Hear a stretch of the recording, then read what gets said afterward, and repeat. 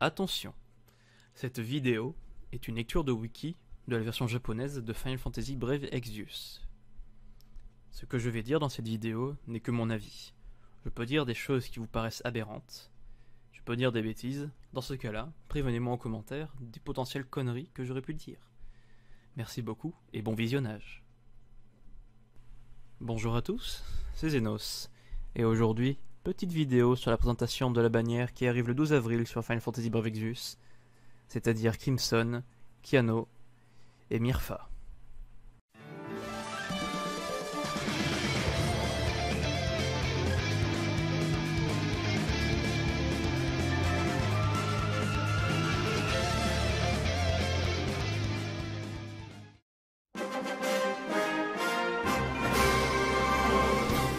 Tout d'abord, pour commencer cette analyse, nous allons commencer par regarder les TM et STM de chacun des personnages. Pour commencer, Myrfa, cette TM est un accessoire. Plus 1 de défense, plus 1 d'esprit, plus 40% d'esprit et moins 30 de résistance à l'eau. TM très sympathique, franchement. 40% d'esprit, c'est très bien. Moins 30% de résistance à l'eau, c'est moins bien. Donc TM à ne pas sortir face à un trial à eau, je vous apprends rien jusque là maintenant. Mais très sympathique pour augmenter les stats. Attention, cette TM va bientôt être farmable normalement, si on suit la version japonaise, dans un raid, avec d'autres personnages comme Dietlind, la sœur de Siegart, et Shield, la Mystea en version garçon. Ensuite, nous avons la TM de Kianos, ou Kiano. C'est une TM très cool. Très cool. Des très bons dégâts pour la LB, et des LB par tour. C'est presque aussi bien que la TM de Squall. C'est très bien. Donc si un jour vous savez pas quoi faire dans votre build, que vous êtes capé ou autre, mettez cette TM, c'est génial. Si vous avez un personnage qui joue sur sa LB, mettez cette TM. C'est trop bien. Elle est trop cool. Non, elle est très bien. Mais ça, après, c'est seulement si vous êtes capé niveau stats. Ou même si vous jouez vraiment sur votre personnage sur la LB. Ça permet un petit peu de le rendre plus fort. Et ensuite, la star de la bannière, Crimson. 5 étoiles, 7 étoiles. TM et STM. Sa TM vous donnera 60% de stats. 30% si vous équipez une grande épée. 30% si vous équipez un vêtement. Ou une armure légère. Pour moi, c'est une très bonne TM. Je joue très souvent la STM de Lunes, qui est un vêtement qui donne 45 d'attaque. 45, c'est pas rien.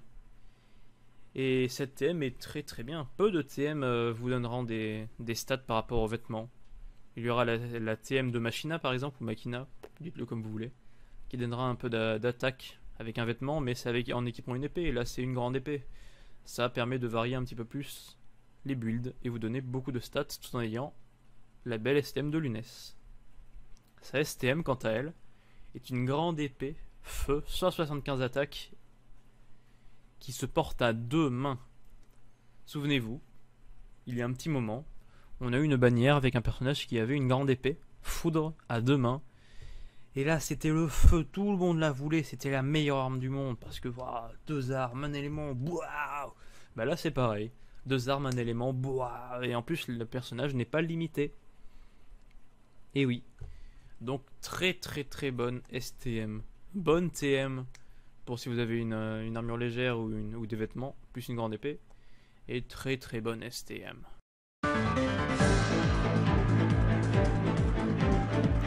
On va donc analyser chacun des personnages un par un. Bien sûr, on va passer très vite sur les 3 et 4 étoiles de la bannière. Donc, commençons déjà par Myrfa. Myrfa, elle cure, elle soigne plein de trucs. Elle soignera plein d'altérations, vos debuffs, elle soignera un petit peu, elle soignera le charme et le stop, c'est sympa, et elle donnera des PM à une personne. Voilà, les stats c'est pas petit fou. Et CLB c'est un heal qui donne 70% à une personne, 70% de ses HP à une personne au niveau max, et qui donnera de la régène. Voilà. C'est sympathique. Ça fait un petit healer 5 étoiles max. Voilà, c'est sympa pour ce que c'est. C'est pas jouable en trial contre Gilgamesh. Après, vous pouvez me donner tort. Faites-le et je serai là. Waouh, trop bien. Bref, au suivant. Kianos, elle, ou Kiano, je vais dire Kiano, Kianos, ça dépendra des jours. Bref. Kiano, elle, est un DPS 6 étoiles. Un bon DPS. Parce que elle se joue en Octaslash. Octaslash, très joué sur la globale. Elle a aussi une chaîne en 10 hits, qui chaîne avec pas grand monde. Un petit peu aux F tiers. Donc voilà, elle s'auto-buff dans défense, elle peut se donner l'élément vent, elle se donnera de l'attaque, de la LB, elle peut débuff l'élément vent.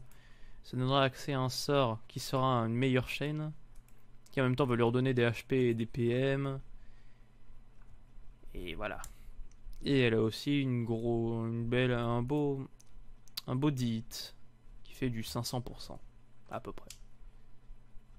Donc voilà. Sinon le personnage a des petits counters pour se régène des HP, des MP, des petites stats. 30% d'attaque, non, 60% d'attaque. À titre de comparaison, Lightning à sa sortie n'avait que 30% d'attaque. Voilà. Donc ce personnage-là est meilleur que Lightning 6 étoiles. En plus, sa chaîne. Et sa LB, 6 hits, 1000%, c'est très fort. Et en plus, un autobuff de 175 attaque et défense. C'est meilleur que Crimson niveau buff. Bref. Voilà, donc DPS assez sympathique. En plus, elle est plutôt jolie. Ça fait un bon guerrier. Donc voilà, c'est gagné. Et les stats, voilà. Passons ensuite à la star de la bannière. Encore une fois, la star. C'est un personnage DPS, mais pas le meilleur DPS du DP déjà. Les personnages. C'est un DPS avec un petit côté support. Et oui, comme un certain Empereur Shera. Shera qui est juste ici. Pourquoi Crimson a des chaînes, bien sûr, comme Empereur Shera. Empereur Shera chaîne en Divine Ruination, ou alors dans une chaîne qui chaîne avec Beat, me semble. Oui, ça doit être ça. Lui, il chaîne aussi en Divine Ruination et aussi en Absolute Mirror of Equity. C'est-à-dire AT et HE ou DR, à vous de dire comme vous voulez. Il a 11 sorts d'attaque.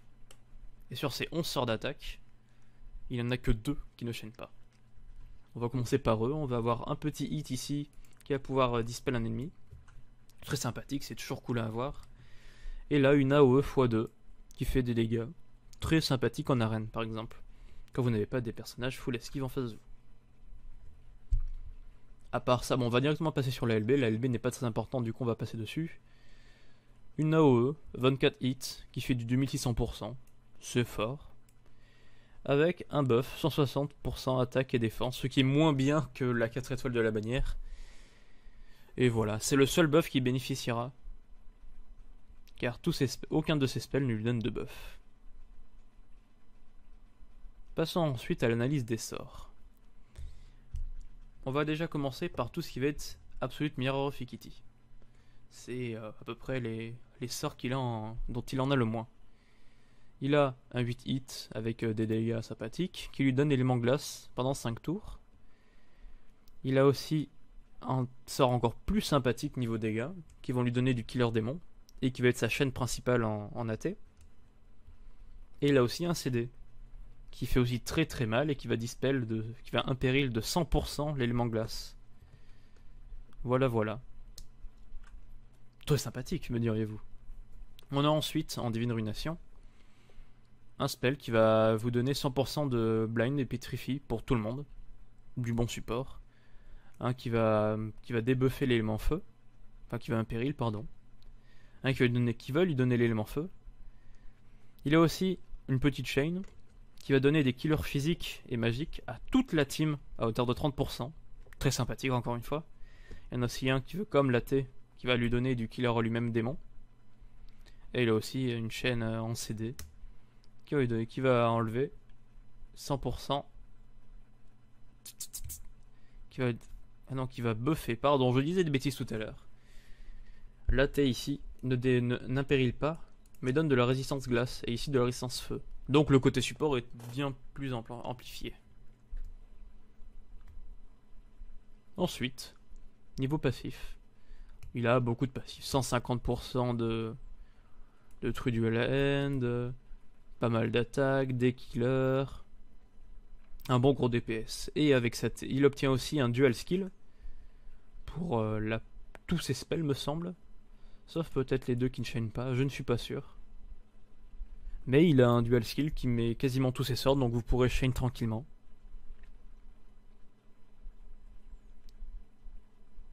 Je vais vérifier.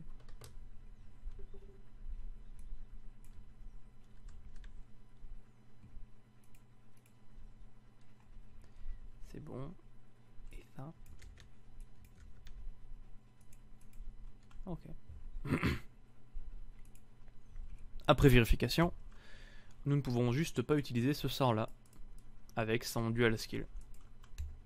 Mais avec sa TM, il obtient un triple skill. Et là me direz-vous, waouh, c'est trop bien, un triple skill, il va pouvoir faire plein de dégâts. Non, non, non, non. Il va avoir un triple skill uniquement pendant 3 tours. 3 seulement petits tours. Et après, plus de dual skill. Quelle tristesse. Donc voilà. Le personnage aussi bénéficiera à l'avenir d'amélioration. Une amélioration d'un passif qui va lui donner un autre sort. Chaîne en divine ruination. En 6 plus 1, donc de bons dégâts. Ici il va avoir du killer démon qui va être en plus donné sur son sur son imbu. Feu et glace, qui va lui donner aussi du killer démon, un gros killer. Et sa chaîne qui va lui donner encore un plus gros killer. Donc voilà, voilà. Et en plus des bonus de stats. Coucou, c'est Zenos du futur. En regardant de plus près les améliorations, j'ai vu que le personnage était assez mauvais tout de même avec ses améliorations. C'est-à-dire que soit vous devez jouer glace avec un buff par rapport à votre killer, soit vous jouez feu et vous avez un impéril, mais pas vraiment de gros buff, pas de buff du tout en fait par rapport au killer. Voilà, c'est tout, c'est juste un petit complément d'information. Bisous.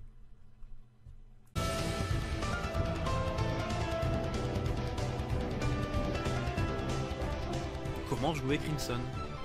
Comment le jouer? Pour le jouer, il faut avoir un ami qui chaîne en AT ou en DR. Jusque-là, rien de bien compliqué. Prenez votre ami tranquillement et vous faites des chains. Crimson sera très bon face aux démons. Il a de très bons killers.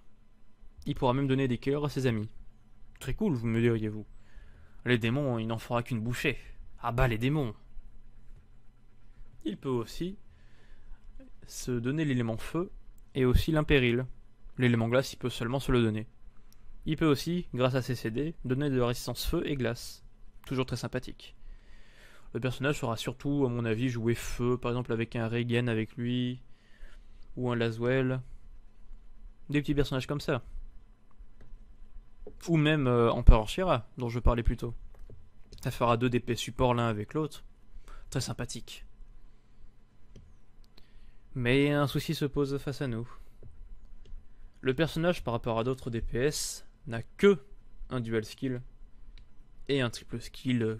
Mais le triple skill, malheureusement, n'est là que pendant très peu de tours. C'est un souci, un vrai souci. C'est-à-dire que le personnage sera vraiment efficace dans les premiers tours et ensuite il perdra un petit peu de sa superbe. Si encore il avait des stacks, il pourrait stacker plus vite et du coup arriver un moment où il serait très fort. Il ferait bien mal. Mais là non, là il n'a pas de stack. Dans les premiers tours vous n'allez pas faire grand chose. Même, je veux dire même plus. Votre triple skill ne dure que 3 tours et vos CD commencent tour 4. Donc vous ne pourrez même pas en bénéficier. Vous pourrez faire peut-être ajouter l'élément feu, baisser la résistance au feu et ensuite faire un DPS comme ça, tranquillement. Voilà, vous pourrez commencer comme ça sur le chapeau de roue. C'est sympathique.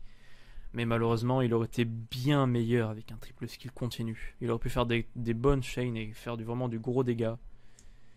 Mais bon, c'est quand même là, hein. Vous pouvez déjà commencer par vous setup, en vous mettant l'élément feu par exemple pendant 5 tours, avec un apéril et ensuite un killer. Comment ça s'appelle? L'imbu va rester un petit enfin, va rester pendant 5 tours, du coup vous pourrez la reprendre après 5 tours. Faire une petite rotation comme ça, vous n'aurez pas besoin forcément de lancer les 3 sorts en un tour pour garder vos buffs. Voilà, le triple skill aide, mais vraiment, c'est dommage. C'est dommage. Sinon, il a de très bons dégâts. Vous allez faire très très mal au personnage. Petit souci, cela dit. Si nous ne regardons que la version globale, nous pourrions nous dire: Ah bah dis donc, Crimson il est trop fort, je vais pull pour lui, c'est le meilleur personnage, en plus il est trop dark avec sa capuche. non. Oui et non.